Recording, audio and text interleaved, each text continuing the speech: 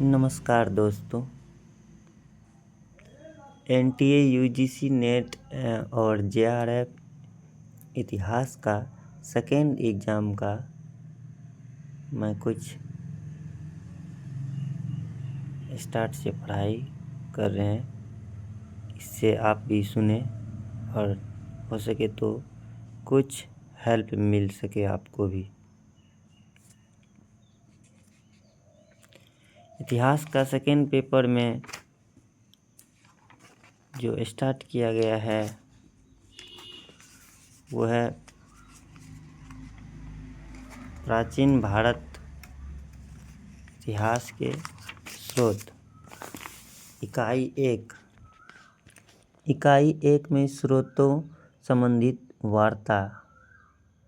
इसमें पुरातत्वीय स्रोत अन्वेषण, उत्खनन, पुरालेख विद्या तथा मुद्राशास्त्र की जानकारी, पुरातत्वीय स्थलों का काल निर्धारण, साहित्यिक स्रोत, स्वदेशी साहित्य प्राथमिक एवं द्वितीय, धार्मिक और धर्मनिरपेक्ष साहित्य, मिथक, दंत कथाओं आदि के काल निर्धारण की समस्याएं, विदेशी विवरण, यूनानी, चीनी और अरबी विद्वान, पशुचारण तथा खाद्य उत्पादन, नवपाषाण और ताम्रपाषाण युग, अधिवासन, वितरण, औजार और विनिमय का ढांचा, सिंधु या हड़प्पा की सभ्यता, उद्भव, विस्तार, मुख्य स्थल, अधिवास का स्वरूप, शिल्प विशिष्टता, धर्म, समाज और राज्य शासन विधि,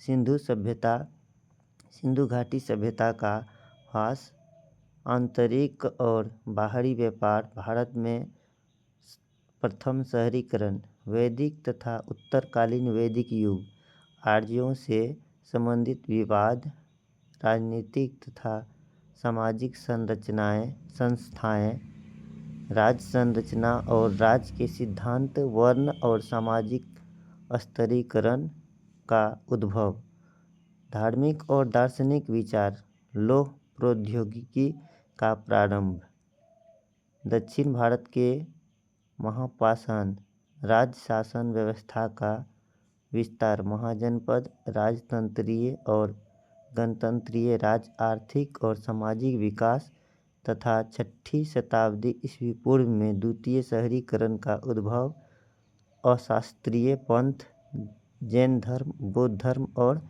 आजीविक संप्रदाय का उद्भव। इतना चैप्टर, फर्स्ट चैप्टर में इतना कुछ पढ़ना पड़ेगा। तो उसका एक चैप्टर, फर्स्ट का 1 चैप्टर का नाम है प्राचीन भारतीय इतिहास के स्रोत, the source of ancient Indian history, Bharat का भूगोल। एशिया महाद्वीप में भारत का विशाल प्रायद्वीप स्थित है, जिसके उत्तर में हिमालय पर्वत और दक्षिण में हिंदू महासागर हैं। आकार में विषम चतुर्भुज, भारत को उपद्वीप महाद्वीपीय का दर्जा मिला है। यूनानियों ने इंडिया तथा मध्यकालीन इतिहासकार ने इसे हिंद या हिंदुस्तान कहा। भारत नाम संभवतः ऋग्वैदिक काल के प्रमुख जन भारत के नाम पर पड़ा। भौगोलिक दृष्टि से भारत को 4 भागों में बांटा जा सकता है। नंबर 1, उत्तर का पर्वतीय प्रदेश, जिसमें तराई के दलदली वन से लेकर हिमालय की चोटी तक शामिल है। इस क्षेत्र में कश्मीर, कांगड़ा, टिहरी, कुमाऊं तथा सिक्किम के प्रदेश स्थित है। गंगा और सिंधु का मैदान, जो सर्वाधिक उपजाऊ क्षेत्र है। इसी क्षेत्र में हड़प्पा सभ्यता और आर्य संस्कृति का विकास हुआ। इसी क्षेत्र को आर्यावर्त कहा जाता था। दक्षिण का पठार उत्तर में नर्मदा से लेकर दक्षिण में कृष्णा एवं तुंगभद्रा नदी घाटियों तक फैला हुआ है। सुदूर दक्षिण के मैदान लंबे एवं संकीर्ण समुद्री क्षेत्र हैं, जिसमें गोदावरी, कृष्णा और कावेरी के उपजाऊ डेल्टा स्थित डेल्टा प्रदेश स्थित हैं। 4. उत्तर भारत में आर्य संस्कृति तथा दक्षिण भारत में द्रविड़ संस्कृति का विकास हुआ। प्राचीन काल से ही भारतीय उपमहाद्वीप में भिन्न भिन्न जाति, भाषा, धर्म, वेशभूषा तथा आचार विचार के लोग निवास करते रहे हैं। इनके फलस्वरूप सांस्कृतिक विविधता भारत की पहचान रही है। इस विविधता में सांस्कृतिक एकता अथवा कह सकते हैं विविधता में एकता भारत संस्कृति की सर्वप्रमुख विशेषता बन गई। प्राकृतिक सीमाओं के कारण एक भारतीय संस्कृति का विचार उत्पन्न हुआ, जिसे भाषा, साहित्य, सामाजिक तथा धार्मिक आदर्शों ने आगे बढ़ाया। महाकाव्य तथा पुराण में इस देश को भारतवर्ष और निवासियों को भारतीय कहा गया। विष्णु पुराण अर्थशास्त्र में कौटिल्य लिखता है, हिमालय से लेकर समुद्र तट हमारे योजन विस्तार वाला भाग चक्रवर्ती राजा का शासन क्षेत्र होता है। भारतीय नृजातीय तत्व उत्खनन में मिले अस्थिपंजरों के आधार पर बीएस गुहा ने भारतीय आदिम जाति को 6 भाग में बांटा। 1. Negrito, 2. Proto Australoid, 3. Mongolian, 4. Mediterranean, 5. Western brachycephalus, उसके बाद नार्डिक। नृतत्व विज्ञान में विभिन्न जाति की उसके सिर और नासिक संबंधित इंडेक्स के आधार पर पहचान की जाती है। भाषाविदों ने भारतीय नृजातियों को 4 भाषा समूह में विभाजित किया है। 1. ऑस्ट्रिक, 2. द्रविड़ियन, 3. Indo European, 4. तिब्बती चाइनीज। निग्रिटो, अब निग्रिटो के बारे में पढ़ना है। निग्रिटो ये नाटे कद, चौड़े सिर, मोटे होठ, चौड़ी नाक तथा काले रंग के होते हैं। यह भारत की सबसे प्राचीन प्रजाति है, जिसके अंश अंडमान निकोबार की जनजातियों में पाए जाते हैं। तीर धनुष, पीपल पूजा आदि के प्रचलन का श्रेय इन्हें दिया जाता है। प्रोटो ऑस्ट्रेलॉयड, सबसे अधिक जनसंख्या भारतीय नृजातीय तत्व में इन्हीं की है। ये ऑस्ट्रिक भाषा समूह की बोली बोलते थे, जिनके शब्द मुंडा बोली भी पाए जाते हैं। ये छोटे कद, लंबे सिर, चौड़ी नाक, मोटे होठ, काली भूरी आँखें, घुंघराले बाल एवं चॉकलेटी त्वचा वाले होते हैं। अधिकांशतः दक्षिण भारत तथा मध्य प्रदेश की कुछ जनजातियां में इस प्रजाति के लक्षण पाए जाते हैं। कृषि, कर्म, मृदभांड, लिंगोपासना आदि इन्हें ज्ञान था। मंगोलायड, पूर्व की ओर से भारत में प्रवेश करने के कारण इस नृजाति के अंश मिरी, नगा, बोडो, गोंड, भोटिया तथा बंगाल, असम की जनजातियां पाए जाते हैं। ये छोटी नाक, मोटे होठ, लंबे चौड़े सिर, पीले तथा भूरे चेहरे वाले होते हैं। इनकी भाषा चीनी तिब्बती समूह की भाषा है। इनके प्रभाव से भारतीय संस्कृति में तंत्र, वामाचार, शक्ति पूजा आदि का प्रारंभ हुआ। मेडिटेरियन, भूमध्य सागरीय, इस प्रजाति के अंश द्रविड़ लोगों में सामान्यतया पाए जाते हैं। लंबा सिर, मध्यम कद, चौड़ा मुंह, पतले होठ, घुंघराले बाल और भूरी त्वचा से इनकी पहचान की जाती है। नौ परिवहन, कृषि, व्यापार, वाणिज्य, नगरीय सभ्यता का विकास इनकी प्रमुख देन है। वेस्टर्न ब्रैकाइसेफलस, अल्पाइन, डिनारिक तथा आर्मिनॉइड इसकी शाखाएं हैं। अल्पाइन प्रजाति गुजरात, बिहार, उत्तर भारत तथा मध्य भारत में पाई जाती हैं। दिनारिक शाखा के तत्व बंगाल, ओडिशा, काठियावाड़, कन्नड़ तथा तमिल लोग में पाए जाते हैं। आर्मीनियड के तत्व मुंबई के पारसियों में दिखाई देते हैं। चौड़े कंधे, गहरी छाती, लंबी व चौड़ी टांग, चौड़ा सिर, छोटी नाक और पीली त्वचा इनकी पहचान है। नॉर्डिक लंबा सिर, श्वेत व गुलाबी त्वचा, नीली आंखें, सीधे व घुंघराले बाल जैसे लक्षण होते हैं। आर्यों में ऐसे लक्षण पाए जाते हैं। फिर आर्य कोई प्रजातीय पद न होकर एक भाषिक पद है। ऐतिहासिक स्रोत मानव अतीत को संजोए रखने का एकमात्र स्रोत इतिहास की है। प्राचीन भारत का इतिहास मानव सभ्यता के उस काल की जानकारी देता है जब मानव अपने विकास की आरंभिक अवस्था में था। वर्तमान मानव का स्वरूप क्रमिक विकास का परिणाम है। राजतरंगिणी में लेखक कल्हण ने इतिहास की व्याख्या इस प्रकार की: श्लाघ्य स एव गुणवान, राग द्वेष बहिष्कृता, भूतार्थ कथने यस्य स्थयेव सरस्वती। अर्थात प्राचीन वृत्तांत इतिहास के निरूपण में वही इतिहासकार प्रशंसनीय और निष्पक्ष माना जा सकता है जिसकी दृष्टि न्यायाधीश की भांति राग एवं द्वेष से मुक्त हो।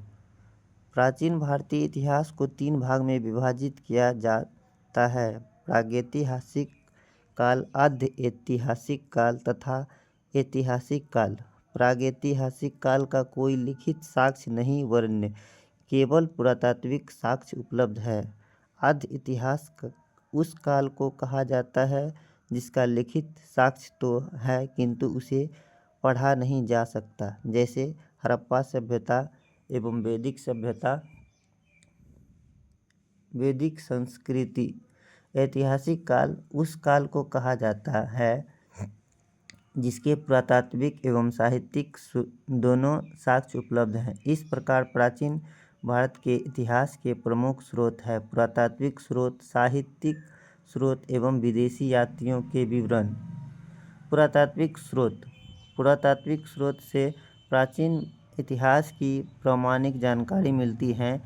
इनके अंतर्गत अभिलेख, स्मारक, भवन, सिक्के, मूर्ति, चित्रकला, मुहर आदि अवशेष आते हैं। सर मॉर्टिमर व्हीलर के अनुसार पुरातत्ववेत्ता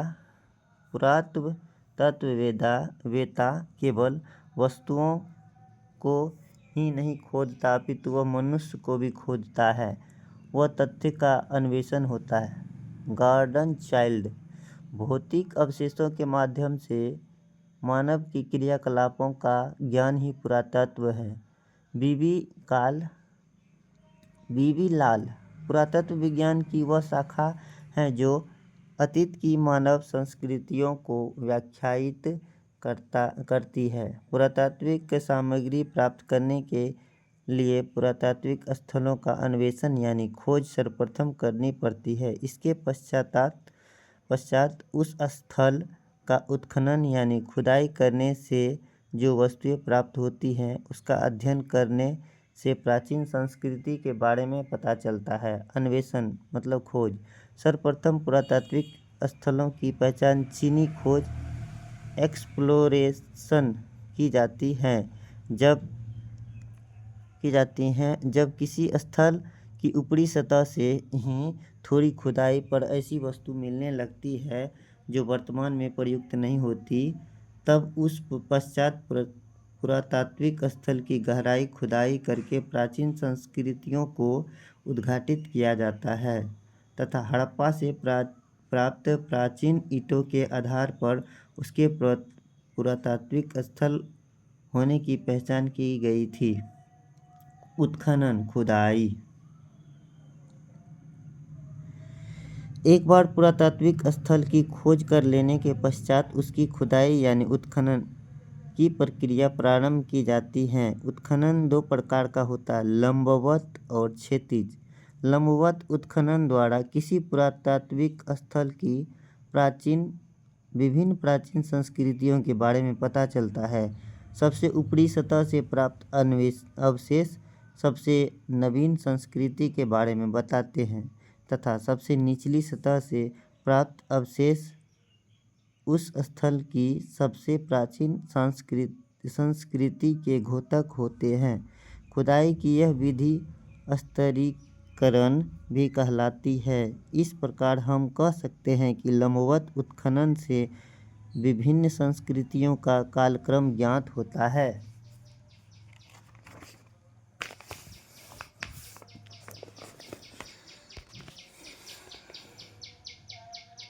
प्राचीन भारतीय इतिहास के अध्ययन के 3 स्रोत पुरातात्विक खोज, साहित्यिक स्रोत, विदेशी यात्रियों के विवरण। पुरातात्विक स्रोत में आते हैं अभिलेख, स्मारक एवं भवन, सिक्के, मूर्ति, चित्रकला, मुहरे। साहित्यिक स्रोत में आते हैं धार्मिक साहित्य, लौकिक साहित्य। अब धार्मिक साहित्य में आते हैं 2 साहित्य, ब्राह्मण साहित्य, ब्राह्मणेतर साहित्य। ब्राह्मण साहित्य में आते हैं वेद, ब्राह्मण ग्रंथ, आरण्यक, उपनिषद, वेदांग, उपवेद, षड्दर्शन, महाकाव्य, पुराण, स्मृति। ब्राह्मण साहित्य में ही वेद आते हैं पहले नंबर में, तो वेद 4 है, ऋग्वेद, यजुर्वेद, सामवेद, अथर्ववेद। और ब्राह्मण साहित्य में ही ब्राह्मण ग्रंथ आते हैं, ग्रंथ भी 3 है, ऐतरेय ब्राह्मण ग्रंथ, कौशिकी ब्राह्मण ग्रंथ और गोपथ ब्राह्मण ग्रंथ। इसके बाद ब्राह्मण साहित्य में ही आरण्यक आता है, आरण्यक भी 3 है, तैत्तिरीय आरण्यक, मैत्रायणी आरण्यक, ऐतरेय। उपनिषद 3 आते हैं, छांदोग्य उपनिषद, कंठ उपनिषद और बृहदारण्यक आदि। वेदांग आते हैं, वेदांग भी ये ब्राह्मण साहित्य में ही आते हैं। वेदांग का प्रकार है शिक्षा, कल्प, व्याकरण, निरुक्त, छंद, ज्योतिषी।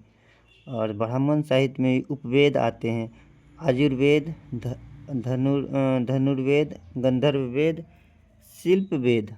उसके बाद षड्दर्शन में आते हैं, षड्दर्शन ये भी ब्राह्मण साहित्य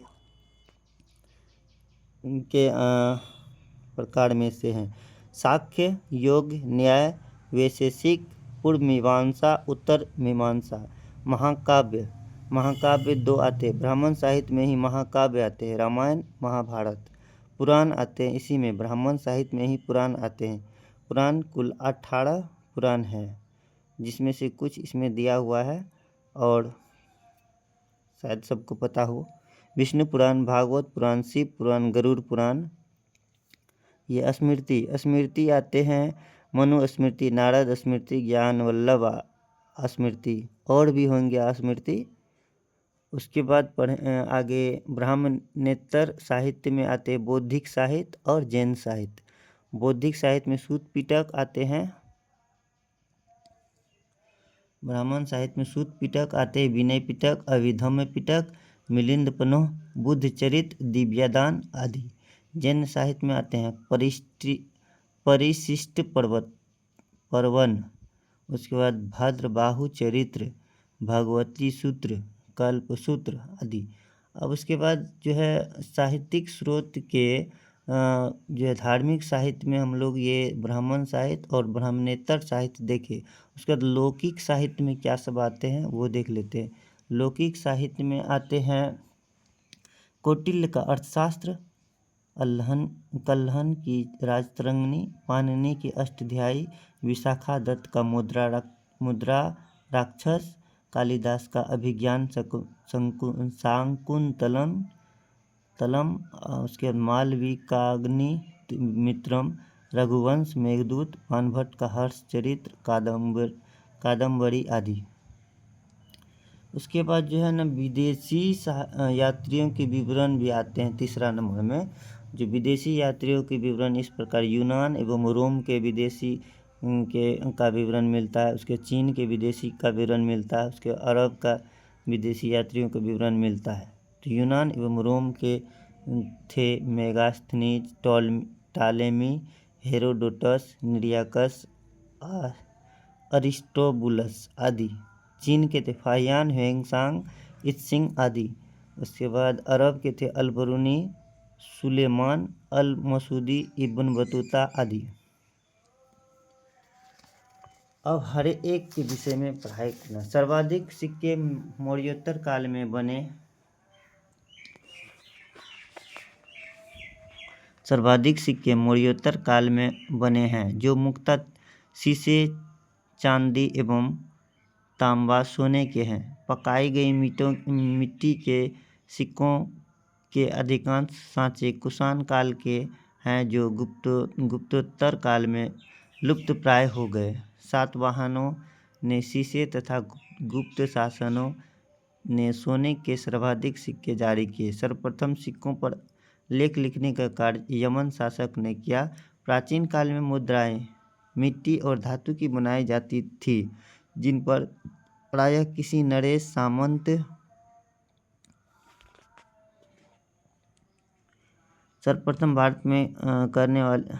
सर्वप्रथम सिक्कों पर लेख लिखने का कार्य यमन शासक ने किया।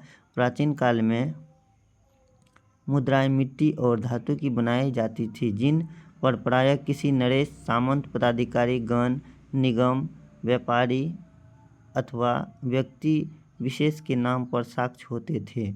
सर्वप्रथम भारत में शासन करने वाले यूनानी शासकों के सिक्कों पर लेख एवं तिथियां उत्कीर्ण मिलती हैं। लेख तथा तिथि युक्त सिक्कों के आधार पर कई राजवंश के इतिहास का पुनर्निर्माण संभव हुआ। विशेषतः हिंद यमन शासक का कुषाणों के समय में सर्वाधिक शुद्ध सोने के सिक्के प्रचलन में थे, पर सर्वाधिक सोने के सिक्के गुप्त काल में जारी किए गए। समुद्रगुप्त के कुछ सिक्कों पर युग, कुछ पर अश्वमेध यज्ञ, कुछ पर बीना बजाते हुए दिखाया गया है।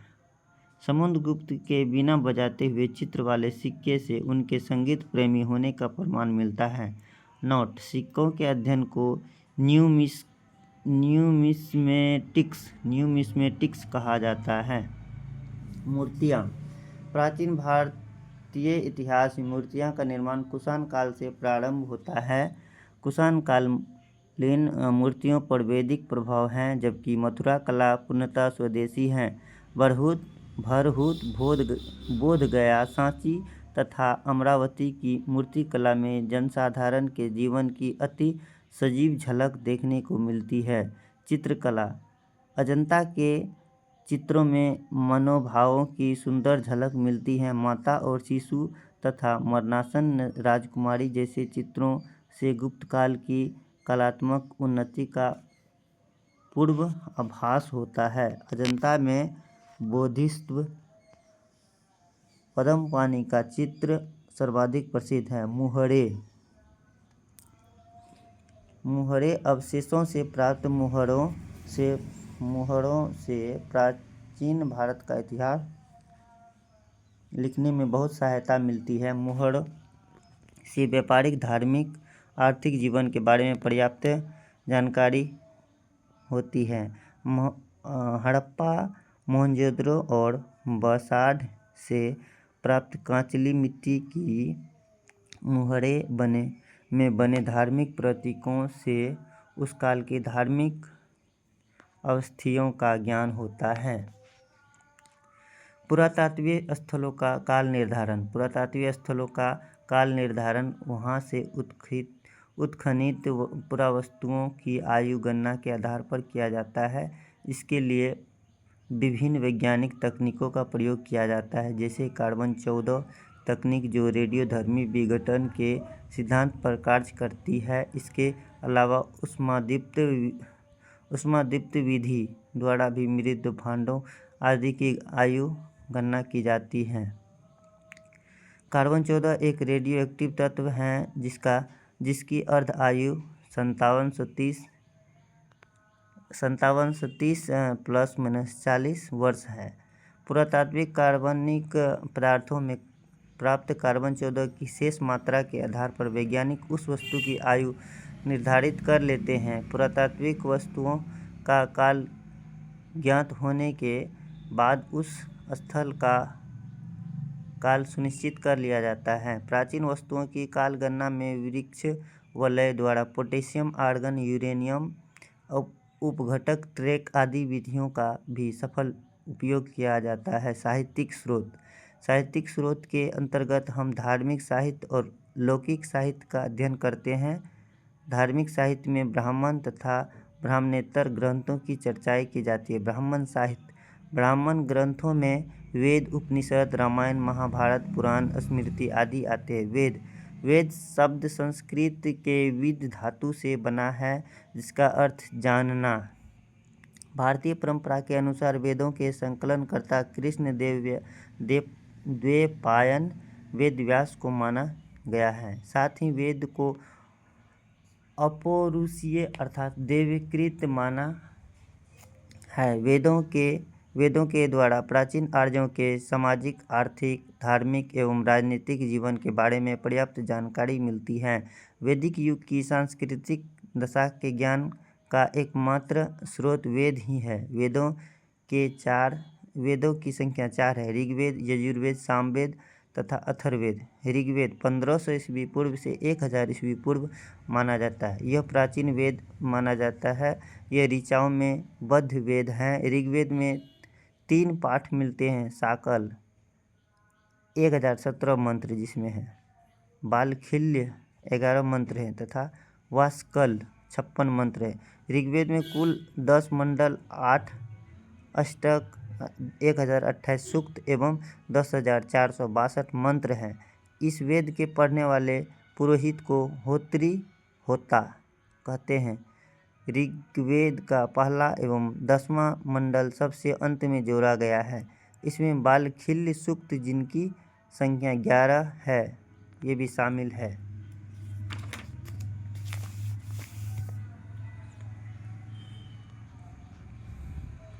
ऋग्वेद की अनेक संहिताओं में संप्रस्ति साकल संहिता की उपलब्ध है। ऋग्वेद के 5 शाखाएं हैं: साकल, वास्कल, अश्वलायन, संखायन तथा मांडुक्य। ऋग्वेद के दूसरे एवं 7वें मंडल की ऋचाएं सर्वाधिक प्राचीन है, जबकि पहला एवं 10वां मंडल अंत में जोड़ा गया है। मंडल 2 से 7 को ऋषि या वंश मंडल कहा जाता है। ऋग्वेद के 8वें मंडल में चिली हस्तलिखित प्रतियों के परिशिष्ट को खील कहा जाता है। ऋग्वेद के सूक्तों के पुरुष रचयिता में गृत्यमद, विश्वामित्र, वामदेव, अत्रि, भारद्वाज और वशिष्ठ तथा स्त्री रचयिता में लोपामुद्रा, घोषा, शची, पोलोमी और कलावृत्ति प्रमुख है। ऋग्वेद की ऋचाएं सामान्यतः आग के देवता अग्नि को संबोधित हैं, जिनकी पहचान यज्ञाग्नि से युद्ध से संबद्ध देवता इंद्र और एक पौधे सोम के रूप में की जाती है, जिसके एक विशेष पेय तैयार किया जाता था। इस 3 प्रमुख देवताओं के अतिरिक्त इन ग्रंथों में अनेक देवताओं और कुछ देवियों का भी वर्णन मिलता है। ऋग्वेद के तीसरे मंडल में उदय पूर्व सूर्य देवता अर्थात सविता को समर्पित प्रसिद्ध गायत्री मंत्र हैं। 9वें मंडल में देवता सोम का उल्लेख है तथा 10वां मंडल चातुर्वर्ण्य समाज की संकल्पना का आधार है। ऋग्वेद की अनेक बातें ईरानी भाषा के प्राचीनतम ग्रंथ जैन अवस्था से मिलती है। ऋग्वेद के मंत्रों का पाठ करने वाले पुरोहित होत्री या होता कहलाता है। ऋग्वेद के ब्राह्मण ग्रंथ ऐत्रेय एवं कौशिकी अथवा संखायन हैं। नोट: संयुक्त राष्ट्र शैक्षणिक, वैज्ञानिक और सांस्कृतिक संगठन यूनेस्को द्वारा ऋग्वेद को विश्व मानव धरोहर के साहित्य में शामिल किया गया है।